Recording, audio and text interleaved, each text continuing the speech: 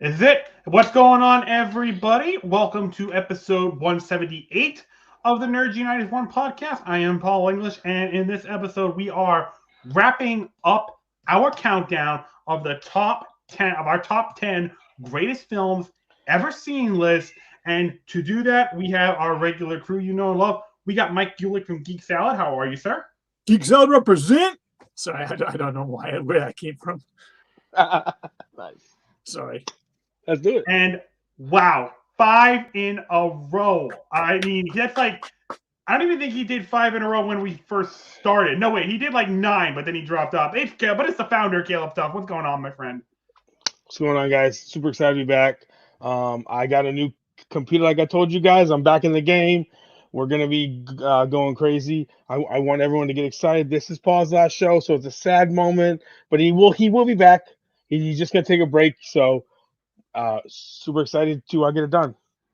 Yeah, this is very much a episode of Last. You know, it's my final episode as a regular, and it may very well be not only the last episode of Nerds United as one, but also the last episode on this channel, as I will allow Caleb to go into detail on that at the end. But before we do that, let's wrap this countdown up. Let's get to our top 2 picks. But before we reveal them, let's do a super quick recap of picks 10 through 8. Mike, do you remember what your picks 10 through 3 I were? do. All right, real quick, what are they again? All right, number 10, MST3K the movie. Number 9, Captain America: Civil War. Number 8, Casablanca. Number 7, Zootopia. Number 6, Return of the King. Number 5, Apollo 13. Number 4, Field of Dreams. And number 3, Princess Mononoke. All right. Caleb, real quick, what was your 10 through 3 picks again? Okay. Number 10 was Return of the Jedi. Number 9 was Wreck-It Ralph. Number 8 was Toy Story 3. Number 7 was the original A Nightmare on Elm Street. Number 6 was Empire Strikes Back. Number 5 was the original Scream. Number 4 was John Carpenter's The Thing, and number 3 was the original Halloween. All right. So my 10 through 3. My number 10 was originally Batman Mask of the Phantasm, but after thinking about it, I'm actually replacing it with Batman Under the Red Hood. I actually thought that was a better movie than Phantasm. I enjoy that one a little bit more. Okay. Number 9 was a controversial pick. It was Titanic. Number 8 was sort of it's not because I like it. It's just I respect it a great deal. Sure. All right. So number 8, kind of a tie. It's Avenger Infinity War / Endgame. But if you think that's meant to be seen as one movie, so, you know. All right. Number 7, The Secret of Nim. Number 6, Tora Tora Tora. Number 5, A Bridge Too Far. Number 4, Master and Commander, The Far Side of the World. And at number 3, the 1957 12 Angry Men. So those are my picks 10 through 3.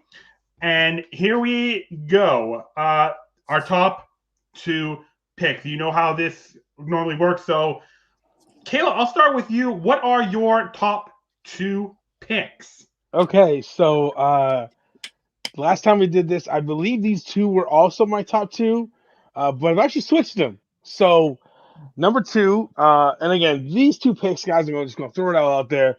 Heavy nostalgia with these picks, okay? If it was greatest films, one of these would be still in the spot it is. The other one would not even be close. I think it's a really good film, but it's just nostalgia. So number 2 is Batman 89. And then number 1 is the original from 1995, Toy Story. Okay. All right, Mike, what are your top 2 picks? Well, my number 2 is Star Wars. And my number 1 is Jaws. God, that's awesome. I love that, Mike. All right. So my top 2, and these are legit, really, out of all the movies I've seen, these are the only 2 I can honestly say are a legit 10 out of 10 masterpieces in every sense of the word. Originally, I had it in particular order, but I actually rewatched them both today, and after thinking about it for a while, because they're so close, in the end, one factor won out above the other. So my number 2 pick is Casablanca, You and my swapped them. number Okay. 1 is Star Trek II: The Wrath of Khan. Whoa. Yeah, I Okay. did swap it. Originally, I had Casablanca number 1, but Pa- Star Trek Paulie, 2, it just has that slight edge of rewatchability that just edged it out. So, Paulie, real quick, I'm going to cut you off. I thought Star Trek 4 was your favorite Star Trek movie, though. It's my favorite one, but it's not the best one. Oh, okay. Remember, this is Okay. yeah. Now Okay. that's My not to favorite say one, Star too. Trek 4 is the best. I freaking love Star Trek 4. Okay. I absolutely enjoy I was just it. But confused. as far as Okay. the best I one, understand what you're saying. it's Okay. 2. Okay. I And got really, 2, 3, and 4. That's one of the best, one of the greatest film trilogies out there, in my opinion. Yeah. Okay. It's worth a watch. I can't disagree there. Alrighty then. So with that said, let's jump right into this. Mike, I'll put you on the hot seat first. You have Star Wars: A New Hope at number 2. So Caleb, what's your first question for Mike? I mean, legendary movie, of course. I have been critiqued. I have been, kind of, giving shit because I have said, I love this movie. Of course. It's called But Love it's your This least Movie. favorite of the original. Correct. I just find it a little slow at points. That's all. That's just my opinion. But Mike, so many iconic performances, so many lines. Everything. Who is your favorite character in this movie? Not overall in the whole trilogy, but just in this movie. In this movie, Right. Just in this one.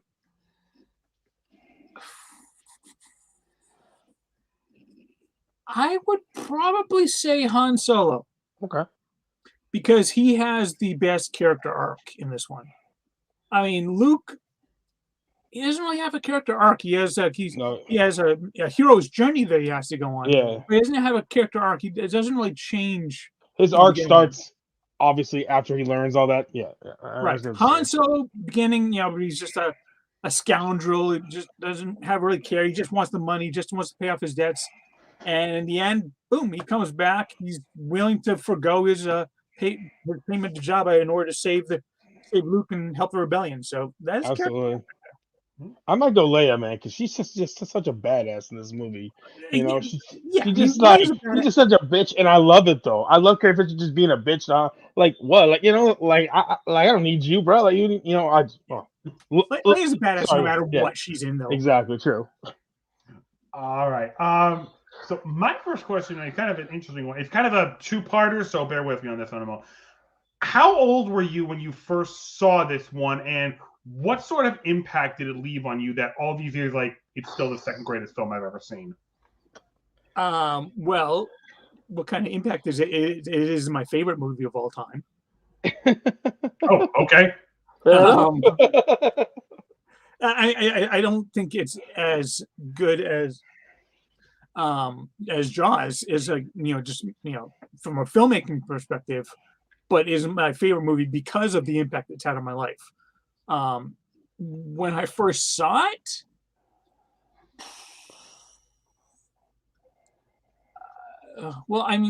I was probably like 3 or 4 when I first saw Empire Strikes Back. Apparently, that was like the first movie I saw in the drive-in, but I genuinely don't remember it. Okay.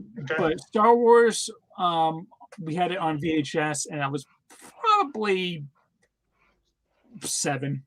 That's probably as early back as I can remember. Okay. But yeah, it really kind of made me believe that movies can take you to anywhere and really do anything. So that's it. Really kind of pushed my love for cinema in general. So that's why. Yeah. All right, Caleb, what's your next question? Okay, so like you, Mike, I mean, you're a few years older than me, but I started when I was really young. I think I was like 4, so in like 92, 93, very young.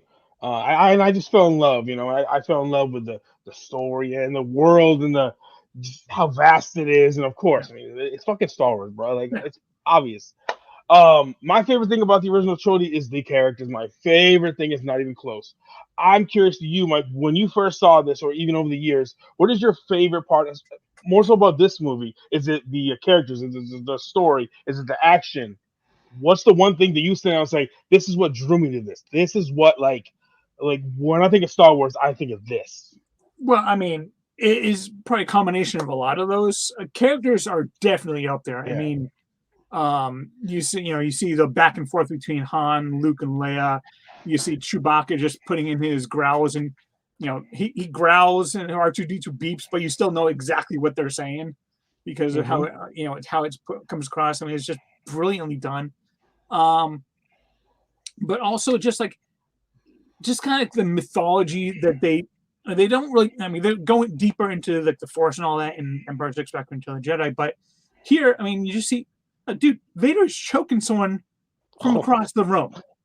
That's freaking awesome. It's badass, dude. I mean, these aren't the droids you're looking for. These aren't the droids we're looking for. That is so cool. I mean, they're just giving you touches of the Force, but you're like, wow, he's a space wizard, and that's awesome. Like watching Vader Force choke someone, like the first time I saw him, I remember watching like, he's not even near that dude. He's fucking like, even as a little kid, I'm like, oh my god, like, can you imagine you just walking by someone and you like bump by accident? Oh sorry. I just can't imagine. Oh my god. I mean, dude, the rebel pilot at the beginning, Vader was up close and personal, just choking him to death. Like with the Admiral Tuggy, he was like, "Bitch, I don't even have to walk over there." Boom. Sorry, go ahead. All right, yeah. Well, speaking of Vader, there's no question that this movie marked him as like not just a great villain for this franchise, but one of the most iconic villains of all time. What would you say is like his most terrifying moment in this movie? For me, genuinely, it's probably his entrance.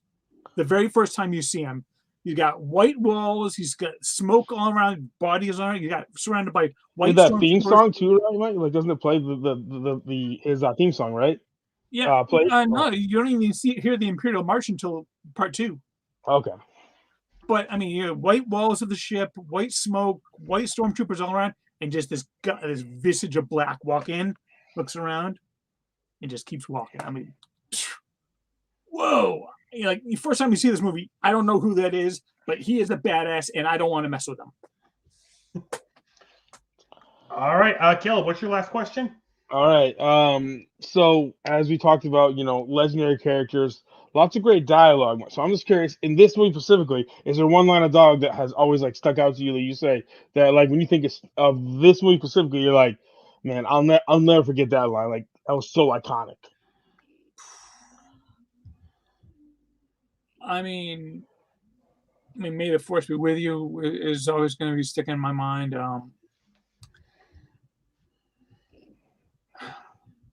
I think Obi-Wan had some really, really great lines.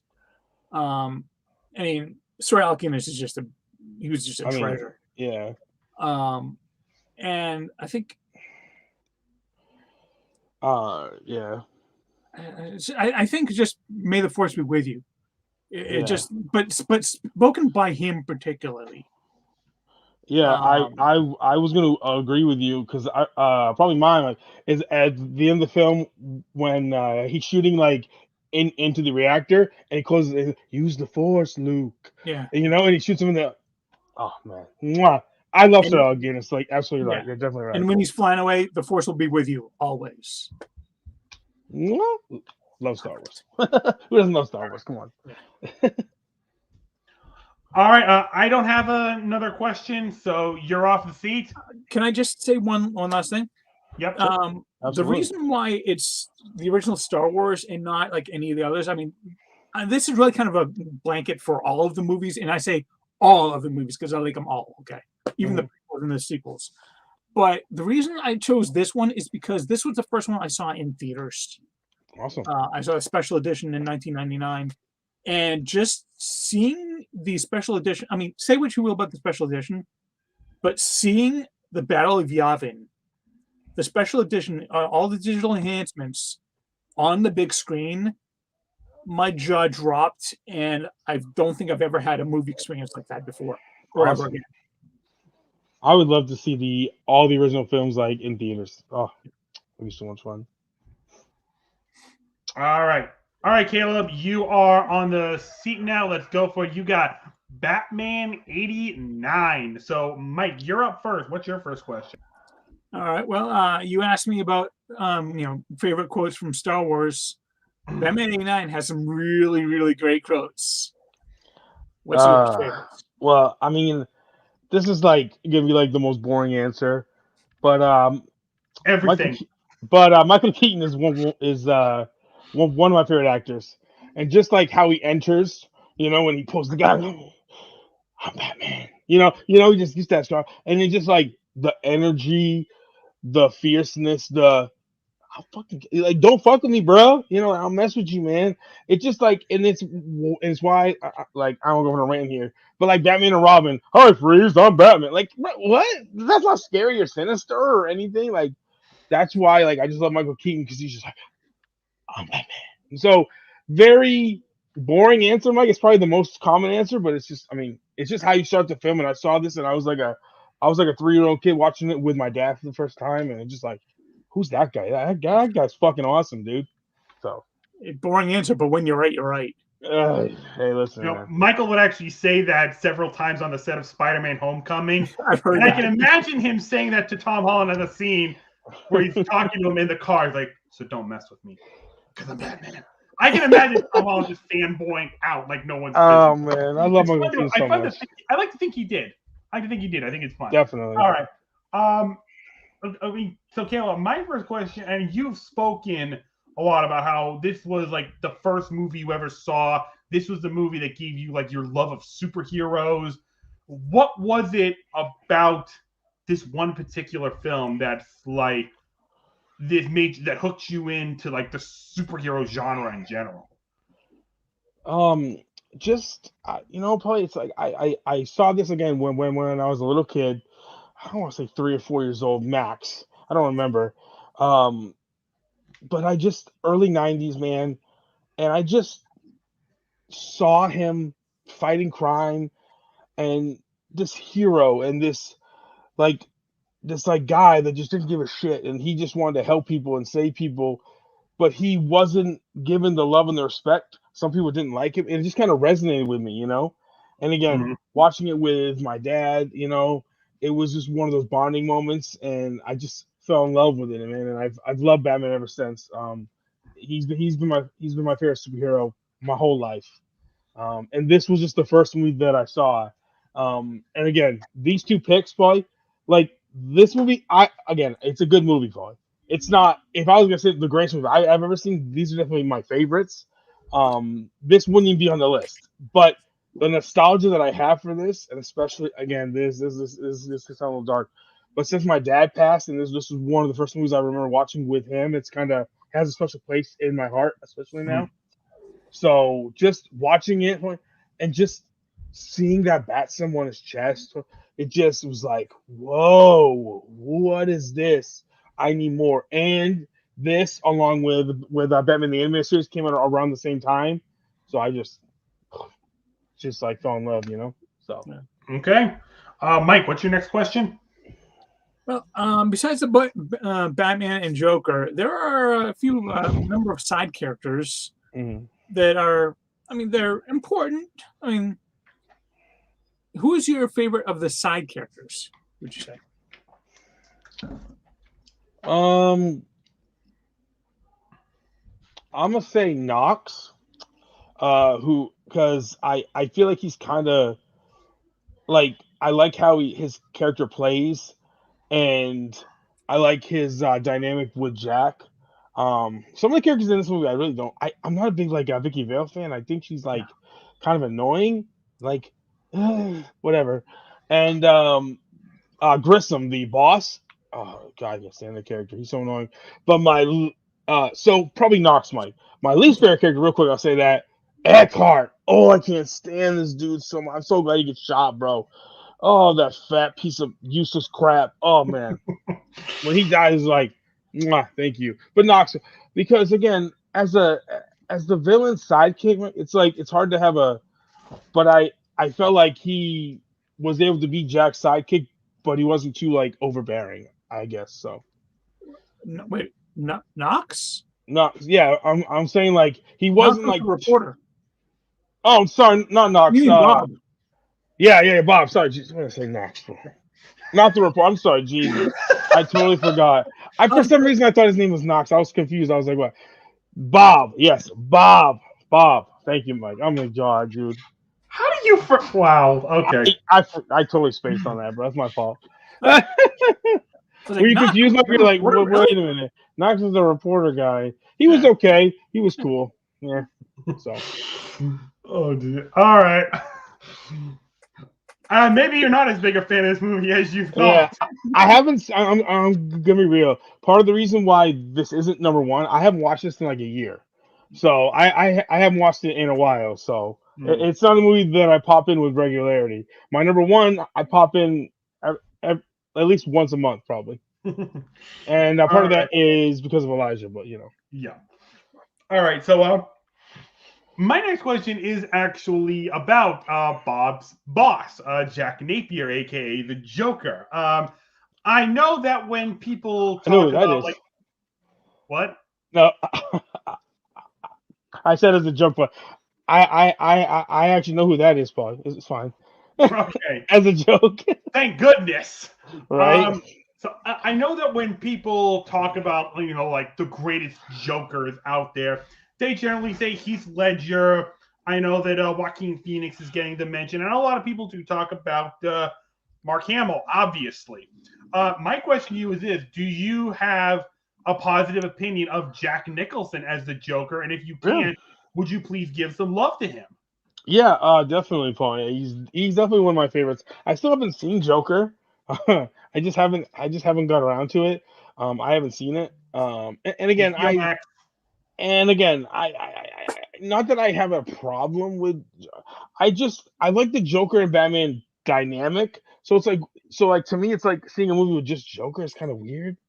But anyway, yeah, Paul. I mean, look, he's one of my favorites, but I think he's people say he's like campy, but I think he's actually a good mix between because like you have Heath Ledger on one side of it, who's really serious, super serious, and then you have Cesar Romero, very campy, very over the top. I think So Jack the Nicholson's best. a pretty good blend of both. I think he's a good blend of both. I think he's very campy at points, like when he's doing that commercial. He's very campy when he's doing that, but I think he has his moments where he's really dark and he's really sinister, especially when he like kills all the guys like in the when he like kills the guy with the buzzer. He's laughing, but it's like sinister. He's like, dude, you just fried that dude, like he's dead, like jeez, So he's definitely one of my favorites. But if I had to rank, man, I'd probably put him like 3. I'd probably put Hamill first, and then Heath Ledger, and then Jack Nicholson. Okay. That'd probably be my list too. Mark Hamill is just iconic for me. Like that voice is just so iconic, bro. I just can't. Yeah, probably. But I got a soft spot for Romero. I mean, World War II vet, Coasty, so he's a badass. Plus, no other Jokers have ever rocked a mustache but him. So I mean, you got to give some props to him. But World War II fire vet, so he's a badass. Did you shave your mustache? No. Okay, paint. Yes. All right, Mike. What's your last question? All right. People are fairly mixed on the soundtrack, featuring heavily Prince. But one thing that people aren't mixed on is Danny Elfman's score.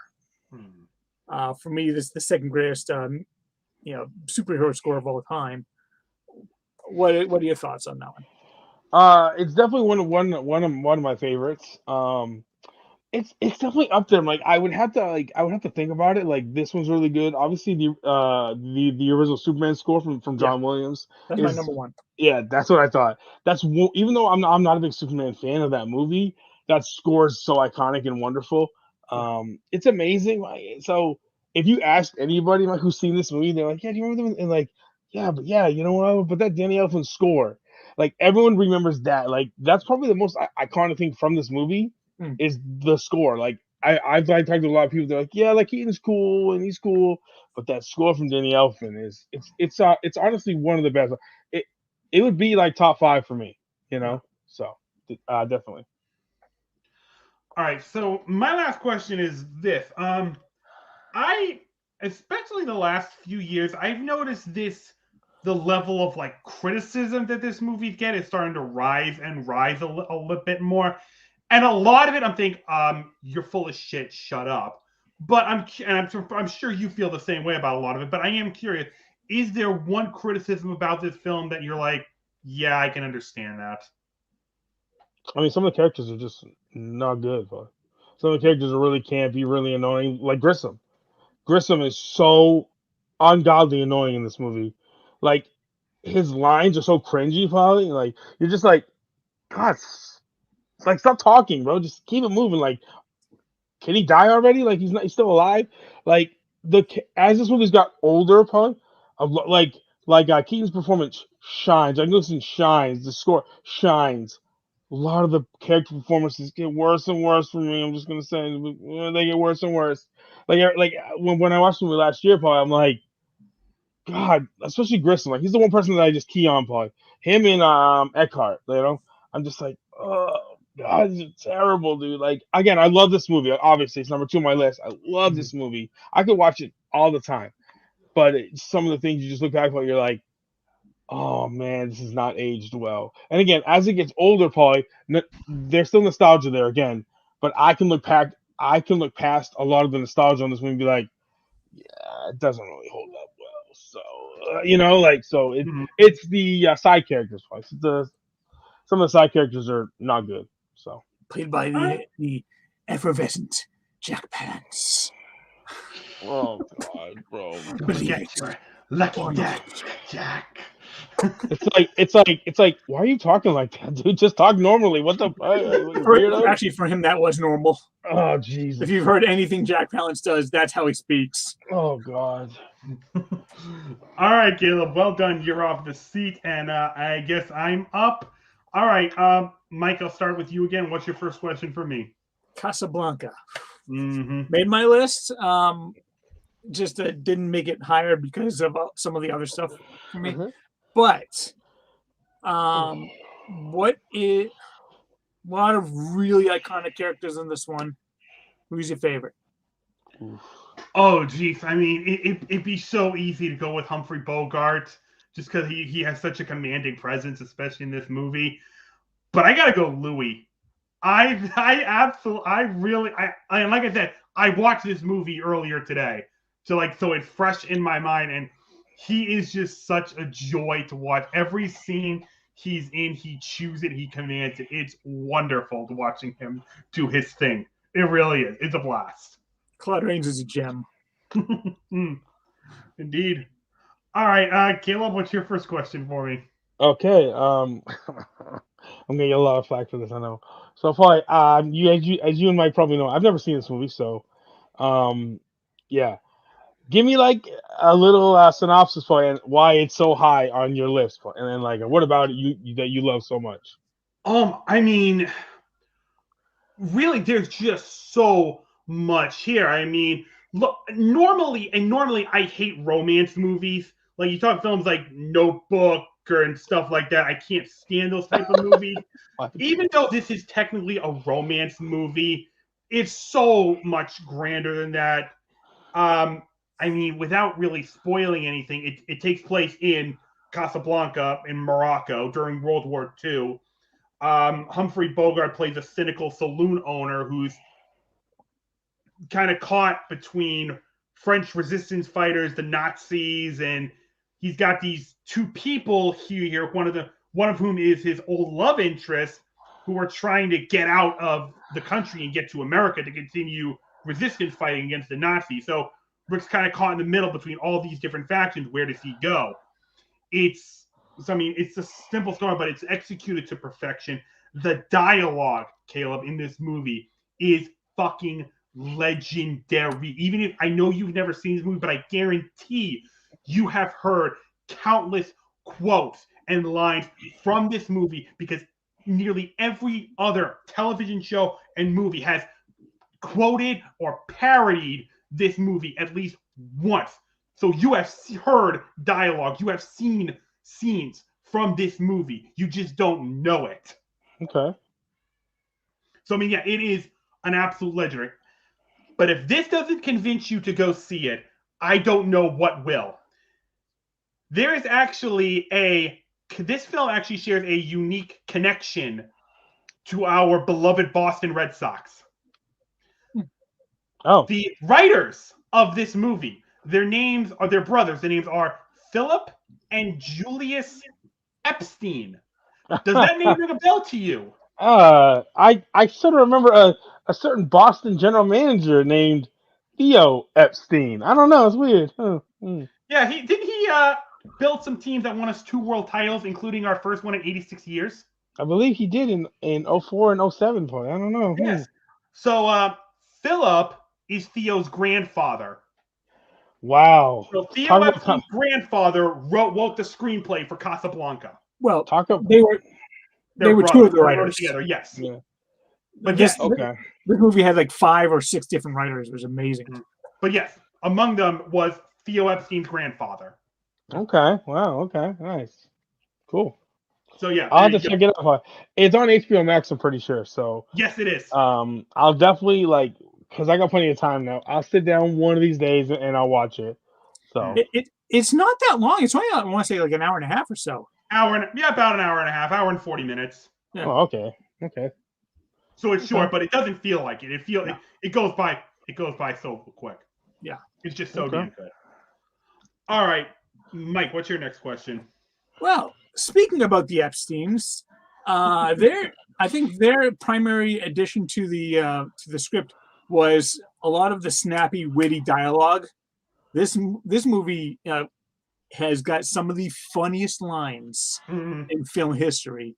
What are some of your favorite, or like 1 or 2 of your favorites? Oh, jeez. I mean, you said one when you mentioned Casablanca. It's literally going, pretending to finding a reason to shut the place down. I am insulted. There's gambling in this. Here's your winning, sir. Thank you very much.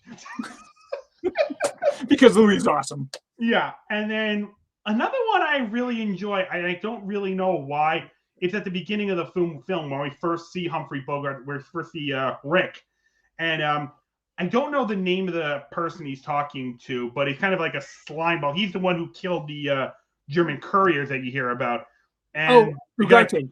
Yeah, and Ugarte says to him, "You despise me, don't you?" To which Rick says, "Well, if I gave you any thought, I probably would." Like, dude, that's wow. Badass. Yes, indeed. So, and then that some of the, as far as like witty dialogue goes, yeah, that those are up there. Yeah. All right, Caleb, what's your? Do you have another question for me? All right. I'm gonna switch your arm a little bit, Paul. Is there anything about this movie that you would change?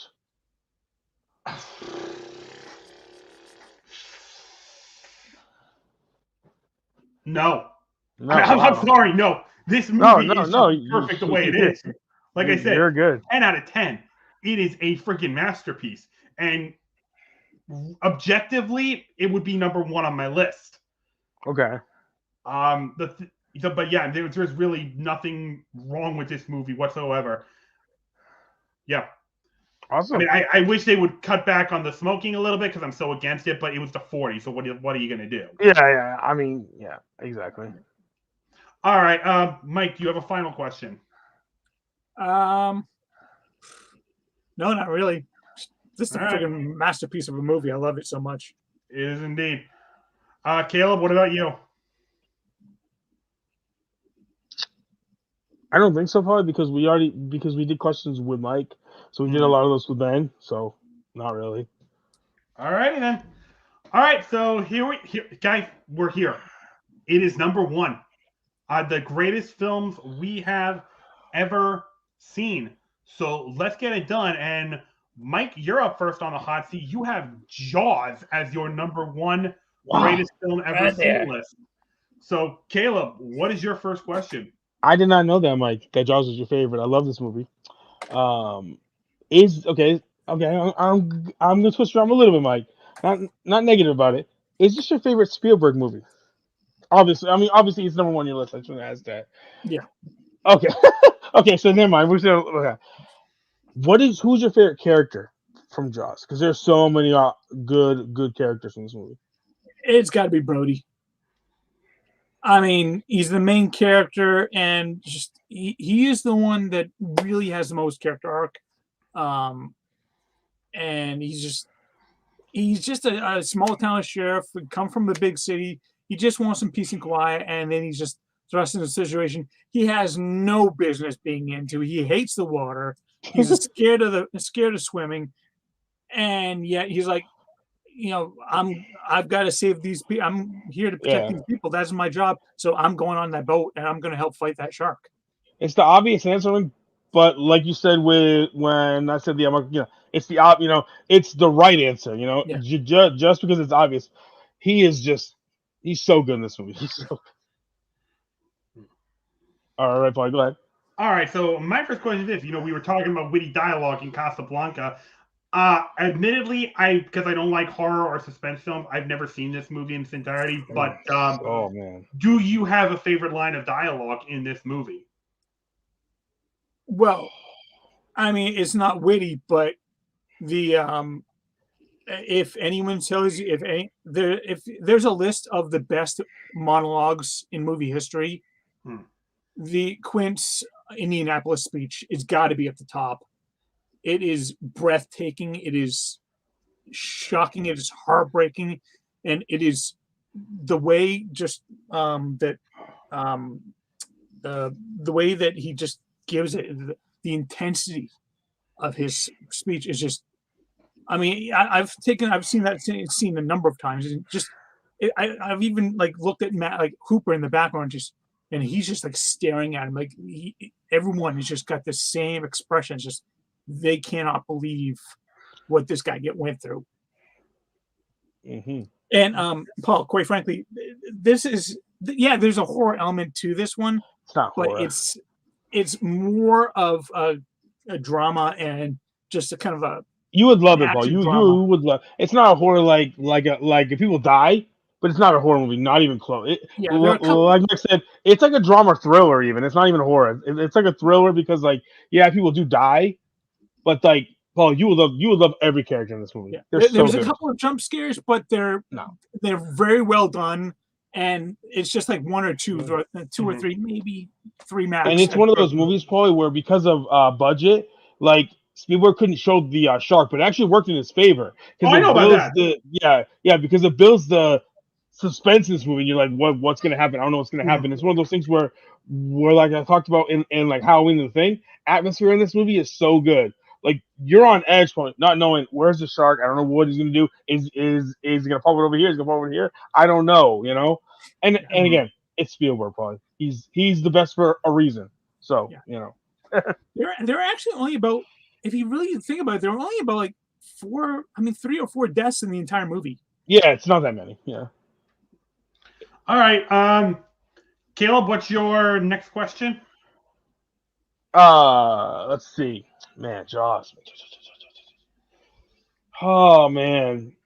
Is there anything about this movie, Mike, that you would change that you don't like? I know it's number one, so it could be a perfect film in your eyes. But is there one thing that you could say, man, if they could have just tweaked that, if they could have just this one little thing? I would say if there was one thing. Very nitpicking here. It's very nitpicky, but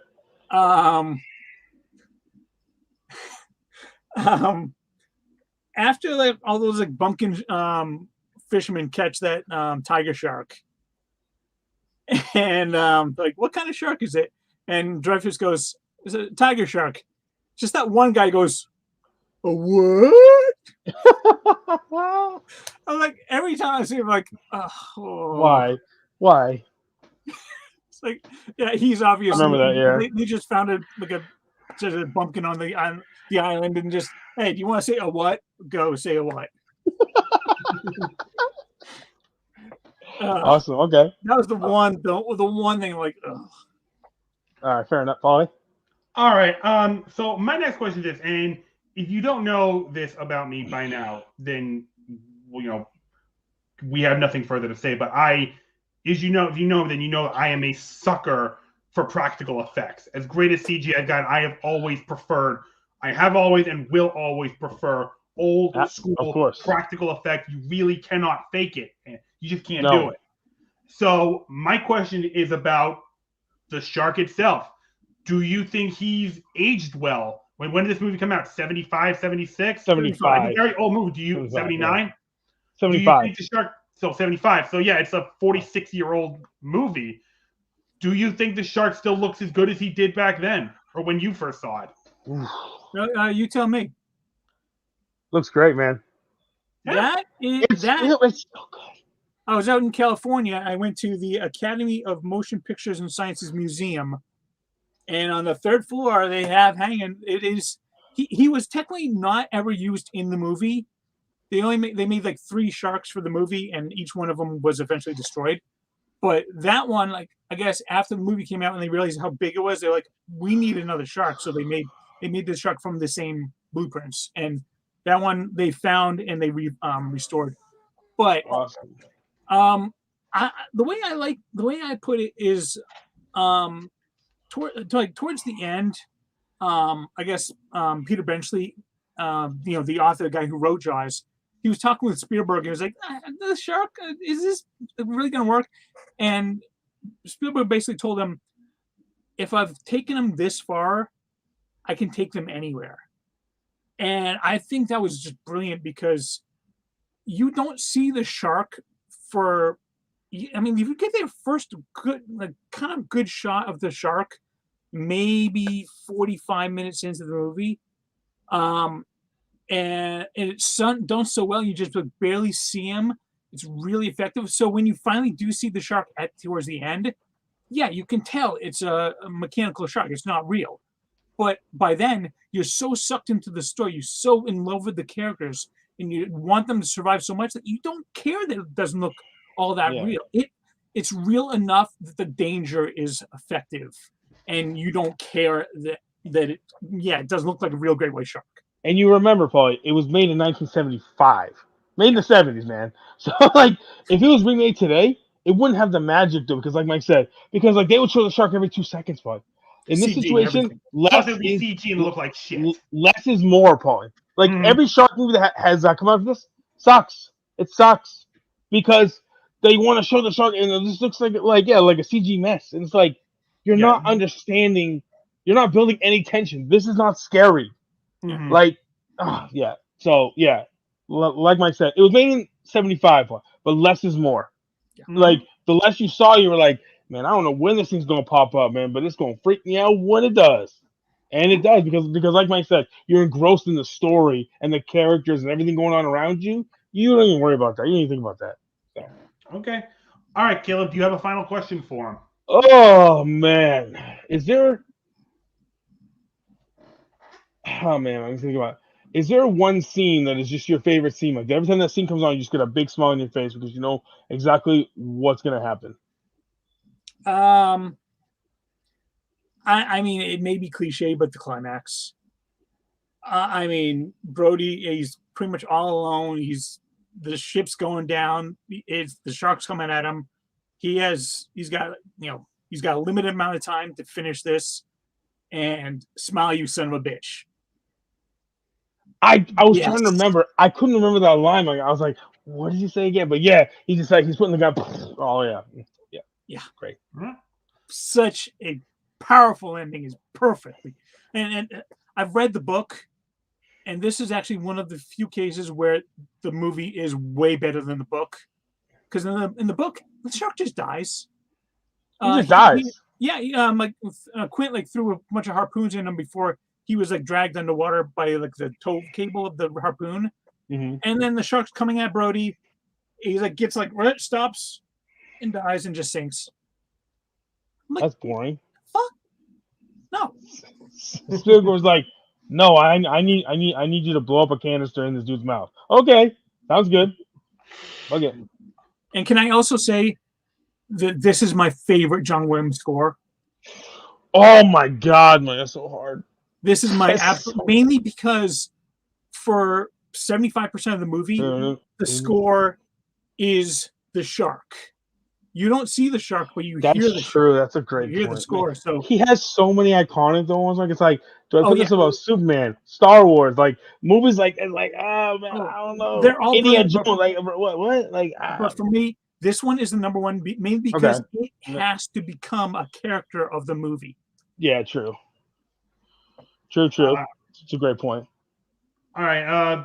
My last question is kind of not related to the film, this particular movie, but in fact, it may even be a short no answer. But were any of the sequels actually good, like No. legit good, or even so bad they're good, like a good in a funny way? No. Back in October, actually, on Geek Salad's YouTube channel, Andy and I reviewed Jaws 2, 3, 4, and the Italian ripoff Great White or Last Shark. I didn't hear you say Jaws the Revenge. Was that Jaws 4? Yeah, it was Jaws 4. Oh, that movie's so bad. Yeah, we had to rewatch them all, and I'm so sorry, Mike. yeah. And now you know how I feel when I had to watch Pearl They're- Harbor. They're Oh, awful, God. Paul. They're so. Jaws 2, Mike, would you say is Jaws, decent? if there's any sequel that you're going to watch, it's going to be Jaws 2. The problem is they learned all the wrong lessons from the first movie, and it's just True. the only reason I have any kind of respect for Jaws 2 is because Roy Scheider came back, and Roy Scheider is brilliant. He is the only bright spot in that movie, and because the rest of it is just not that great. Like Jaws the Revenge probably is up there on like the top 5 list of like worst movies ever made.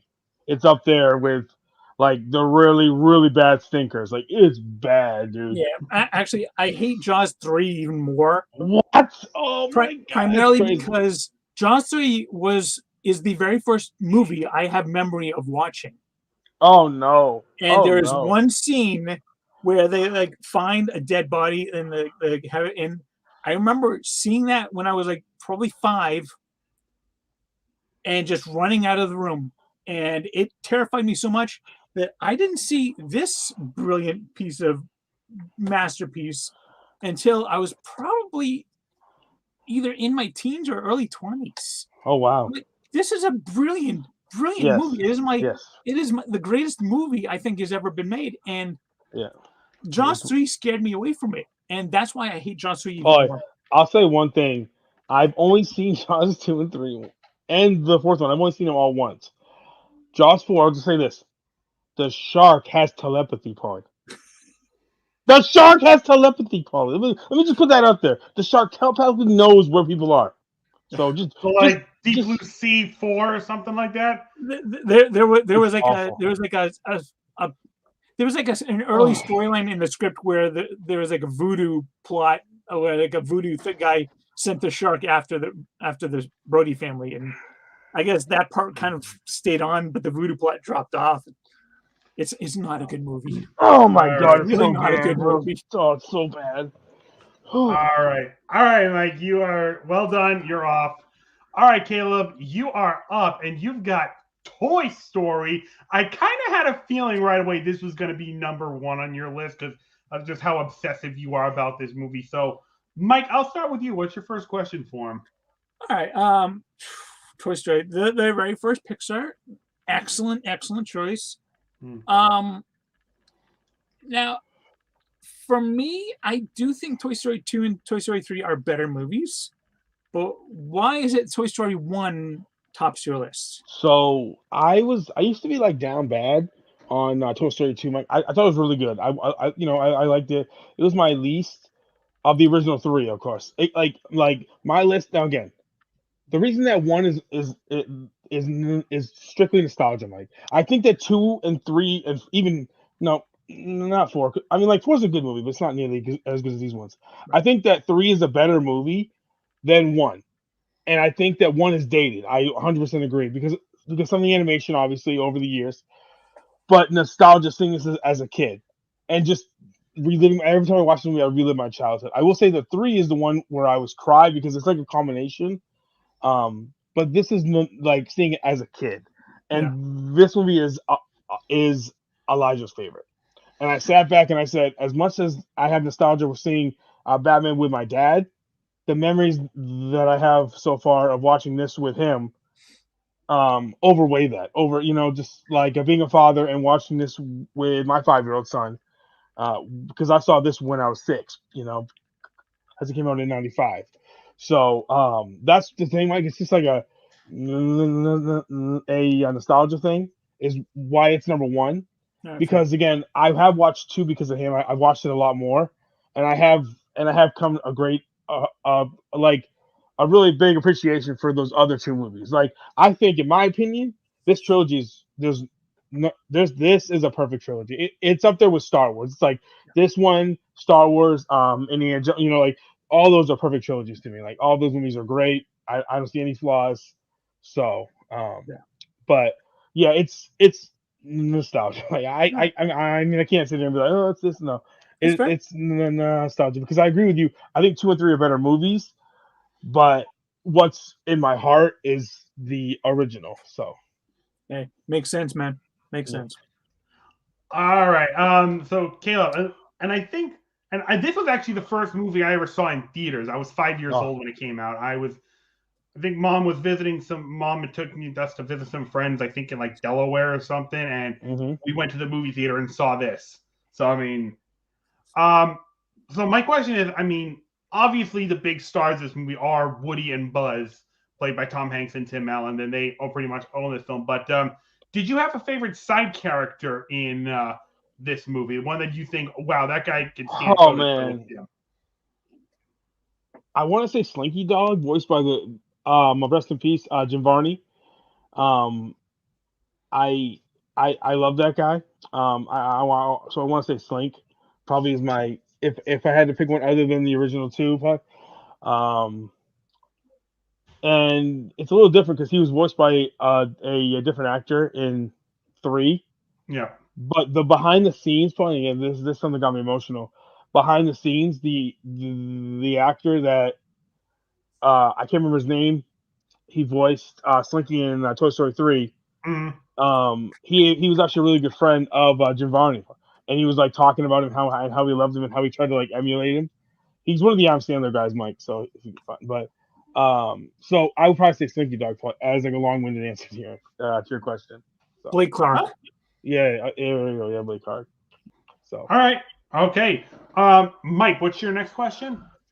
I mean, yeah, the central 2 characters on this one are absolutely Woody and Buzz. Which one of those do you prefer? Oh man, dude! Oh my god! Gotta go for the tough ones. It's like talking about my favorite children. Makes this tough, man. Dude, you only got one, okay? Yeah, your Sophie's Choices and all that. I'm gonna say Woody. Okay. I'm gonna say Tom Hanks. I love Tim Allen. Don't get me wrong. The thing I love, and people don't realize, like why I love Tom Hanks so much. Not a lot of people realize he did this movie in '95. He had just won back-to-back leading man at the Oscars. Like, he was the best actor in the world 2 years in a row for Philadelphia, Forrest Gump, and thank you, and the Forrest Gump, and he could have won for Castaway. Like, people don't realize, like, this guy was the best actor in the world at this time, and he does a little animated movie like this, and you could never recast this. You could never redo this movie. You could don't. Oh my god, Pixar. Yeah. Oh, sorry. And Apollo 13. He did that later though, Mike, didn't he? No, it came out the same year. Yeah, but I want to say Apollo 13 was also 95 or 96. Oh man, Geez. That's crazy. So I'm saying, so like Tom Hanks, again, has all these amazing Oscar-worthy performances, right? And he takes the time out, and he's done all 4. And I love Tom Hanks so much. So it's probably, again, not that I don't love Tim Allen, but he's not the caliber of actor that Tom Hanks is. I'm sorry, let's call a spade a spade. Like, he doesn't have the amount of roles that like Tom Hanks has. No. But Tom Hanks has said in interviews, and this is what I love about Tom Hanks. He's like, I'll do Woody until the day I die. He's like, if there's one role where if they came to me every year and said, hey, we want to do another one, he's like, absolutely. He's like, I'll never say no. He's like, I love voicing Woody. He's like, Hell, that's he's my even done it in all the like little shorts. yeah. He loves it. He's like his favorite role is voicing Woody, and that just it warms my heart because you see guys. Let's be honest, a lot of big actors they wouldn't do something like this. Like you could never see someone like Daniel Day-Lewis, who's also another one of the greatest actors, doing an animated movie for Daniel Day-Lewis. But Tom Hanks, who has 2 Oscars on his mantle, he's so it's one of those things where it's like I feel like Tom Hanks is more relatable in that regard, where he's like, I'm the best actor in the world according to the Oscars, but I'll still do this small little animated movie that, again, is my favorite movie of all time. So, but Woody and Buzz, I love them. Elijah loves them. Elijah, Woody or Buzz? What do you think? Buzz. I heard that. So he chooses Buzz. He's a big Buzz guy. So yeah. To infinity and beyond. That's right. That's my boy. Yeah. Yes. He could recite to you, right? And if I put on, and again, one more thing real quick. Oh, okay, never mind. You guys might ask me about this. Elijah loves the soundtrack by Randy Newman. Yeah, Randy Newman. It's really only like 2 songs, but he loves both those songs so much. Yeah. So. I'm still hoping that Disney Plus will put Buzz Lightyear Star Command, the animated series, on Disney Plus. I bet Elijah would go batshit for that. Have you guys seen, real quick, it's kind of off topic, the new Lightyear movie that's coming out? That sounds so interesting. He's going to be voiced by Chris Evans, too. Yeah. That sounds very interesting to me. It looks intriguing. Oh, it's just interesting because it's like, what if he was actually a space ranger? I guess like in universe, this is the movie that inspired the toy that's in Toy Story. Right. I hope that's what they say. Like, I hope it's in the same universe. I don't know. I don't know how they would work that, but it'd be really cool. Yeah. So. All right. So my next question, and Mike said he asking you the tough questions. Well, I'm going to ask you the tough ones too. Take your nostalgia glasses off, my friend. Is there anything about this film that like you maybe don't like, or do you think it's a perfect film all the way? It's a perfect film, but like I was saying earlier, probably it's dated, and you can tell that the animation is dated. The animation is a lot cleaner in 2, and especially in 3. In 3, the animation's flawless. Like the animation is perfect in 3, but again, that was 15 years later. So the animation's I won't say sloppy because it was 95. So I had to look at it and be like, is the animation a little suspect sometimes? Yeah, but they got better as they made more movies. So probably again, it's not like it took negative. Like it will never like take me out of the film, but if I take off my nostalgia glasses and how much I love it, it is a little dated. So, but other than that, no. Okay. All right, Mike, do you have a final question? I do. Favorite quotes? We've been doing them a lot. So, do you have any favorite quotes from this movie? Oh, Elijah's going to deliver it. Come here, honey. Ready? Elijah, ready? Yeah. What do you say? Remember? You. Oh, come on. Hey, sit up and say it. Say it. Daddy, Ready? you can do it. All right. You are a toy. You are a sad little man. You're a sad, strange little man. Not my kitty. Farewell. Like this. Oh man. Daddy, What? yeah. What? Yeah. And he also loves the line. He also loves the line. He's like, Buzz, look, an alien. Where? What is it? But no, probably our favorite line is probably "You are a toy." He used to say that all the time because it's one of those things where he's just like, and then you just see him like, "Bruh, hello," like, oh, my baby. Stop with that space thing. Stop with the space thing. He could go all day. He watches this movie like all the time. But yeah. That's my boy. That's my nephew right there. But yeah. So yeah, but probably that one, Mike. Again, All it's right. one of those things where we could quote this all day because him and I watch this. I don't know, once every like 2 weeks. He just loves the movies. Like it's like comfort for him, you know. He just loves watching and he loves these characters, you know. Nice. So, Daddy. and for me, I'm like I can watch this almost every day. Like it's one of those comfort things. You watch it on. It's like a good, you know, like a good meatloaf or something. It's comfort food, you know. I don't know how to put that, but yeah. But yeah, He's probably that. drinking something. He's drinking a drink. I see that. So yeah, but yeah. So All last right. question. Okay, No, go ahead. I don't have one. You pretty much Okay. you Fair pretty much enough. summed it up. I mean, just seeing Elijah quote making those quotes, that pretty much said it for me. All right. Oh, So yeah. I could throw on like Paul, like Randy Newman, and he would start singing those two songs. He has those two songs. Got a friend in me. Yeah. I like the Yeah. song. I just wish anybody but Randy Newman would sing it. Fair I enough. really freaking Fair hate enough. his voice. Fair enough.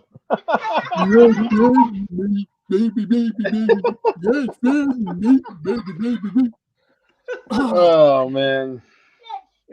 It's the same thing in Bug's Life. Eat a bug, eat a bug, eat a bug. All right, boys. So we're on to you now, I think. Yeah, you're off the hot seat, and I am up. My Star Trek II Wrath of Khan. That is my number one. So, Mike, I'll come to you first. What's your first question for me? All right. Well, yeah, I do like some very memorable movie scores, and James Horner's score for Star Trek II. Oh, what are your thoughts on that one? I mean, is it your favorite score of all time, Paul? I don't know if it's like the best score of all time, but it's definitely up there. I mean, the theme song for this film, it gets you so hyped up for adventure, and then the theme he has for the villain, it's intimidating. You know some shit's about to go down. I mean, it is just, and then the music that when he shells the Genesis cave, it's this theme brings like life and the possibility. It's just incredible. So I mean, James Horner's music for this one is absolutely amazing. Yeah. All right, Caleb, what is your first question for me, my friend? Okay, first question, Paul. Now, we all know one of the main reasons why this is such a great movie is obviously Khan, the villain. What are your thoughts on him, Paul? Is he your favorite Star Trek villain? And why? Oh my! I mean, as far as like individual villains go, I would say I think like overall, I think the most intimidating villains are still the Borg.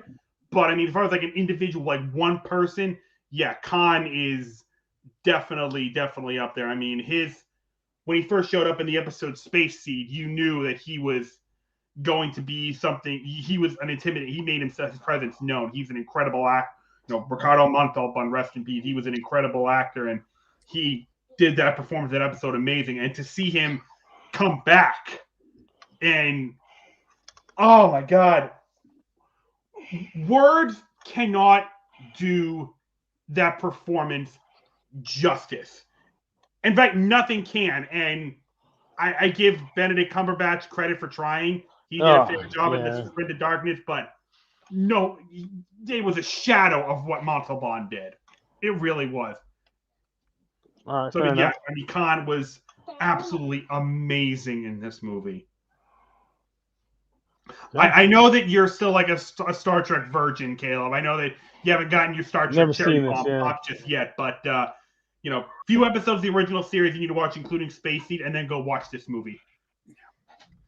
All right, Mike, what's your next question?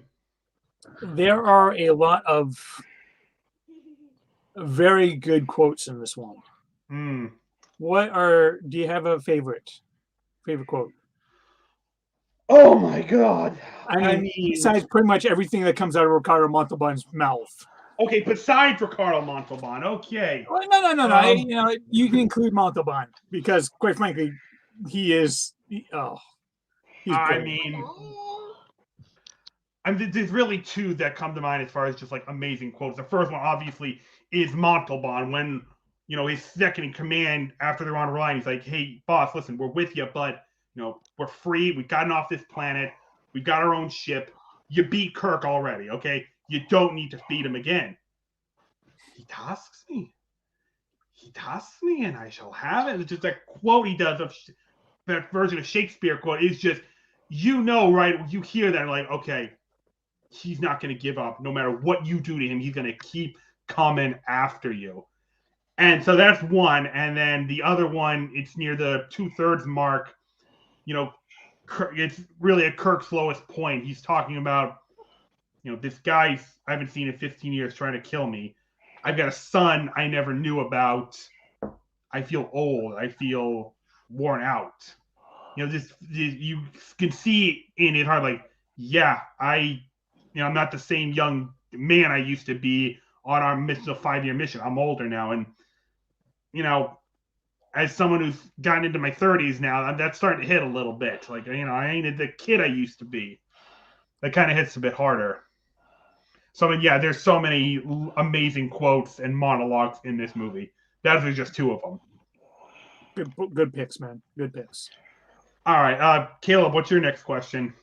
So, Paul, I've never seen this, but I know that the end of this movie has one of the most iconic Star Trek moments, Paul. And I believe, if I remember correctly, it's Kirk and Spock on the outside of the thing, the window that you can see. Like, I've never seen the movie, but again, I believe is it Spock inside of it, or is it Kirk? It's Spock inside of it. Okay, and they changed that into the darkness, right? They switched it around, yeah. Yeah, so I thought. Anyway, so we're not talking about that, but I'm just saying. No. So, boy, is this in your opinion, is this the most iconic Star Trek moment? And what are your thoughts about this huge moment? It's certainly up there. I mean, when you have a franchise that's been around 55 years, Caleb. Yeah, that's true. I mean, there are so many iconic moments from the movies and the TV shows. So, I mean, this is definitely one of them. And, I was watching, like I said, I was also watched that movie earlier, so it's fresh in my mind. And, seeing... I don't think I've seen this movie. The last time I saw this movie, Leonard Nimoy was still alive. He had not passed away yet. Okay. So, I mean, watching this scene, knowing that, the guy himself is gone, and then, to kind of, forgive me for playing a little dark, because my grandfather passed away earlier this year, that scene really, it just hit me harder than it ever had. It was just emotional to see that. That scene is emotional anyway, though. I mean, even just remembering it, and I mean, even knowing that this isn't the end of Spock, he's coming back. You'll see him again, without giving away spoilers. He comes back, but I mean, still, you didn't know it at the time. So I mean, yeah, it really hits you. I have been and always shall be your friend. Yes. All right, Mike, do you have a final question? Yeah. Do you have a favorite moment in this movie? Yes, I do. And it's my favorite, not only just because of how amazing it is, but because it also relates to a story my dad told me without telling how old my dad is, he saw this movie in theaters. And it's the scene, and I don't want to spoil it too much for Caleb, but it's at the first battle between Kirk and Khan. Kirk's got his butt whooped. He's on the ropes, and he has to come up with this last-ditch miracle to save his skin and get Khan out of here to buy him some time. I won't give it away for Caleb again. I want him to watch this movie, but you know what scene it is. And as the scene, my dad was telling the story about it. He went to see it in theaters, and as that scene is unfolding, the entire theater, they get up and they just start applauding, and it is so amazing. Like, you want to know why Kirk is such a legend? You want to know why every Starfleet captain sends him to basically bow down and kiss his ass? Watch that scene. That is why Kirk is a fucking legend. It is a great scene. It is a really great scene. I mean, first of all, Kirk's just reacting like, I've got you now, but the music even says what Kirk will say. He's like, "I got you now, you bastard." Oh my god, I love the music in that. It's so great. Yeah. So yeah, that's my favorite moment. Okay. Caleb, do you have a final question? Not really a question for it, it's more of an observation because you and me have talked about this and how the first Star Trek movie was called the slow motion picture. Yeah. 'Cause there wasn't really much going on. Motionless picture. Yeah. Are you shocked by that they went from that to this as a second, like how drastic, like it was slow and like, let's be honest, it was boring, as you've told me, to this movie. Yeah, I mean, what's saying about the first motion picture is that it's a genuinely good Star Trek story to tell. It's just the execution of it was, oh my god. But I think it was an actual it was a Star Trek episode that they just reused the script for. I think. No, it was a Star Trek. It was a great plot for a Star Trek movie, but it was told like 2001. Like Star Trek is not 2001. No.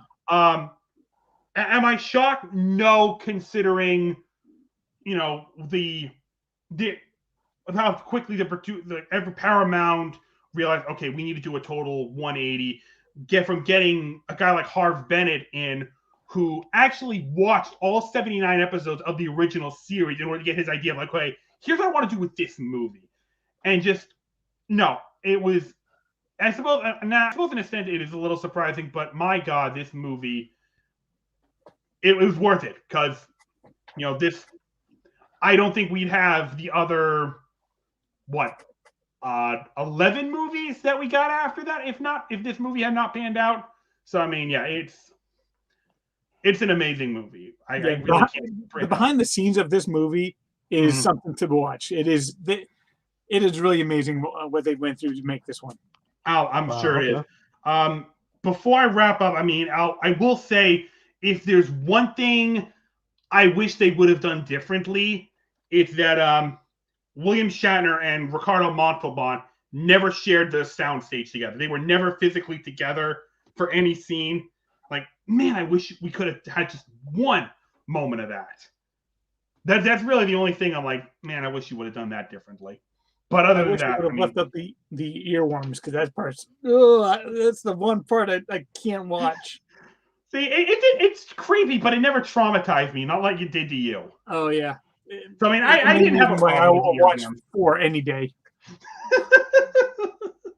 No, I can watch 2 all day, earworms and all. 4 does not have earworms. No, 4's got whales. Yeah. There'd be whales here. All right. All right, guys. So with that said, that's gonna wrap up episode 178 of our show. I want to thank everyone for being a part of this. Mike, thank you for being here. Yeah, always great to be here. I'm gonna miss doing these weekly things with you, Paul.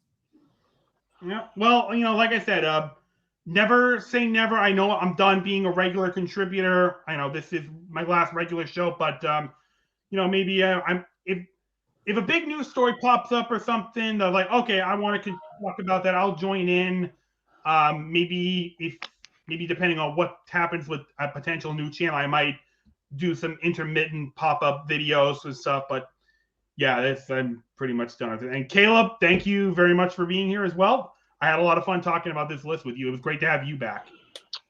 Yeah, man, it's great to be back in the fold. It's one of those things where I come back and then Paul leaves, but just regarding what Paul said at the start of the show, I'm going to take a few minutes to just kind of go over. We're going to be starting a new chapter. I started this channel a long time ago. 2014. And I wasn't really as to what I was trying to do here. But I've really taken a step back these last few months and decided I want to do something that I enjoy doing. And I enjoy doing these shows with my friends. I enjoy streaming. I enjoy making videos and stuff. So I'm going to be editing all of our videos. I'm going to be going through and starting a new channel, starting fresh. We might have a name. We're throwing around a bunch of names, but we'll definitely get it going, and we'll definitely get going on social media and doing all that. So look out for a new channel, a fresh start, a new beginning. So. All right. So yeah, you pretty much heard it from Caleb. It looks like this will not only be our last episode of Nerds United 1, it'll be our last show on this channel, maybe one or two more to kind of announce the new one. So yeah, keep an eye on that. We'll see what Caleb does with the Facebook fan page, whether he sets up a new Twitter page. Keep an ear out on that. Guys, it's been a lot of fun doing this these past 7 years. A lot of met a lot of people that we wouldn't have otherwise. The show has given us quite a bit, and we're grateful for it. Yeah, we made a lot of friends, Paul. I've met a lot of amazing people. Again, a lot of guys like Mike, who we've hung out in real life with. A lot of friends like Mike and Chris and Jack and lifelong, who I think are gonna be like lifelong friends of ours. So, really good friends. A lot of good guys. Jonathan, who we haven't talked to in a long time, but he's off in Australia, I'm pretty sure. Really good guy. There's so many guys. So I would just want to thank everybody for taking time. If you ever did a video with us, if you ever popped in, thank you so much. Again, we do this because we like to do this. It's not about fame. It's not about views. It's not about that.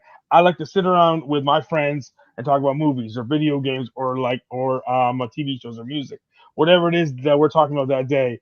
That's something that I just love doing, and that's why I want to take it seriously now, and show actually stay committed to it, because for a long time I wasn't, and that's not that's not gonna happen anymore. So. Yeah, I also want to extend a thanks to everyone that Caleb just mentioned for doing it. I also want to thank Eric for jumping in when he did. Thank Avi for coming in. Hell, even thank Max Vincent for joining in as well. Everyone who was involved in an episode or two, we appreciate it. It's been a great pleasure doing this, and we hope you'll follow us over to our new chapter. So thank you all so much for being a part of this journey. Caleb and Mike will certainly see you on the new channel, on the new show. And who knows, you might see me at some point. So take care, everyone. Bye-bye. Bye.